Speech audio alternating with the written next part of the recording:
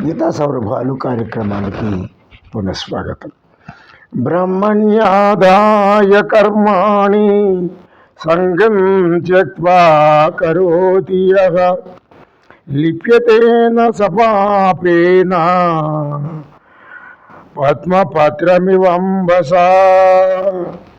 వెనక చెప్పబడిన కర్మలను, కర్తృత్వమును, ఇంద్రియములుగా మారిన ప్రకృతి యందుంచి పలాశను వీడి తనను కర్త కాని వానిగా తలంచి కర్మలాచరించిన తామరాకుపై చల్లిన నీరు దాని అంటనట్లుగా దేహమే ఆత్మ జన్మించు పాపమాతని అంటదు అని ఈ విధముగా ఏదైతే కర్మలు తామరాకుపైనటువంటి నీటి బిందువులలాగా ఎవరైతే వారికి అటువంటి వారికి కలుగుతుంది అని గీతాచార్యులు చెప్పుచున్నారు.